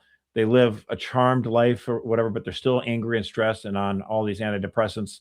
And they have this really weird toxic empathy. And I can't understand why it is. But they asked her, they did an interview with her, and she was talking about how she met these juveniles, JV prisoners at San Quentin. And let's just roll the tape. This is amazing what she decides to share with this audience about her time talking with young men who were in prison. I had to be very raw when we interviewed the young men who were juvenile offenders in San Quentin. I told them about my own loss, where I lost my older sister a few days before my 7th birthday, and I blamed myself for her death. And pause it for a second. I share that. Okay. She accidentally killed her sister with a golf cart. Ooh. Okay. All right. It's horrifying. Yeah, that is horrifying. I mean, if that had happened to me, I killed one of my siblings when I was like almost 7 years old, I would be horrified to even talk about it. And so talking about that, maybe it's courage or maybe it's self-indulgence, whatever. I'll let you decide. Roll the tape. Because that they ultimately were accused of committing these violent crimes and sentenced for life. And I think it shocked them that this, blonde lady who was, interviewing them had a similar story, was perhaps in the wrong place at the wrong time, but wasn't punished the way they were, because clearly it was an accident, but theirs was probably an accident too. So anyway, I share that just because I guess, I quite enjoy spending time with people and being real and unmasking and showing them that it's safe to unmask themselves. Beautiful. What in the world? This does not shake out. 7-year-old girl that she was driving a golf cart and accidentally runs over her sibling, and the sibling dies. Traumatic, horrifying. It's the kind of accident that it's senseless. I feel for her, honestly, because if that had happened to me, I mean, I don't know how to deal with it. And that would just be, the pain of that would be so terrible. And you're going to compare it to some 15-year-old kid who beat the snot out of an innocent person? Like, I'm sorry, they're not the same. Do not treat, it is an injustice to treat unequal things the same. Yeah. You accidentally harming and killing your sister is a terrible, terrible tragedy. Makes angels cry. It's sad. But when someone maims or even murders someone in cold blood, that is not the same. Evil. It is not the same. They are not in the same universe. And so I find this disgusting, frankly. I find it crazy. And if I'm Vice President J.D. Vance, I'm like, keep talking, girl, because this kind of stuff is politically toxic. What in the world are they drinking in California? Oh my goodness. I just slack-jawed. I have no words for that. It doesn't shake out well any way you interpret what she just said. There was another visit a bunch of prisoners and makes the story about her. Yeah, not good. I think there was another round. She's making the rounds. There's all these like speech things of her like going around, and she had another one where she explained how they used like non-gender specific pronouns and gave dolls to their son, and how now we have all these young men heading towards MAGA and the right, and so we need legislation to encourage tech companies to basically silence voices that are drawing young men to the right, and how horrified she was that her son knew who Andrew Tate was. And I'm like, do you remember when Gavin Newsom interviewed Charlie Kirk just a month or so before he died? And so Charlie Kirk goes on the Gavin Newsom show, and Gavin's like, yeah, my son's a fan of yours. And I'm like, yeah, Abigail can't handle that. Yeah. I mean, Lots I of don't know. fodder. Like, kids look at you, Gavin, and their mom like that, and like everything about you, white privilege, and if you're a man, you need to hate yourself. And it's like, yeah, no, sorry, I don't want to sign up for that. Yeah, No, I'm good. Dad, I'm good. Maybe he'll convert to Catholicism. That'd be awesome. Okay. I mean, Gavin calls himself Catholic. I know. Read our Gavin Newsom report for more information on that score. Yeah, really, really creepy stuff out of the Newscoms. Oh my goodness. All right. So we have a really strange situation in the country right now. On the one hand, abortion mills are closing all over the country. Planned Parenthood healthcare facilities, to use the euphemism, are shutting down. So we had news over the weekend of another facility closing in Washington State. We had the facility in Greensboro closing. And, I think Planned Parenthood has closed 20% of its in-person clinics since the fall of Dobbs, and certainly since the Trump administration for a time turned off the spigot. Don't need to get into that right now. So on the one hand, really, really good news that there are fewer facilities where women can go for in-person clinical surgical abortion. And yet, we also over the weekend, or actually it was Friday night at the, 5:00 Pacific time when no one's paying attention, Planned Parenthood quietly released its abortion numbers, its annual report. So if you pull up that tweet there, the abortion numbers in the country, or this was for Planned Parenthood, but they were actually up by 32,000 abortions between 2024 report and the 2025 report. So the first image is this year's numbers. And then the second image you see are last year's numbers. And there's that, you think of the human life wasted. We're looking at numbers like 434,450 children's lives were ended by Planned Parenthood just in the last year. It boggles the mind. Guttmacher followed up. So Guttmacher is the research arm for Planned Parenthood. It followed up the report with analyses. So just to give you a sense of where the pro-life movement's challenges are right now, nationally, so good news, I guess. In 2024, we had over 154,000 mothers traveled across state lines to be able to obtain an abortion. So going from like a red state like Indiana into a abortion for all at any point state like Illinois to get abortion. So over 150,000 in 2024. That number was down to 142,000 last year. And you think, okay. So that's the part of it that's good. That's going that way. Yeah. Yeah, that one's going down. But the way that Guttmacher explained this was the decline in travel out of state and the decline in abortion facilities for Planned Parenthood.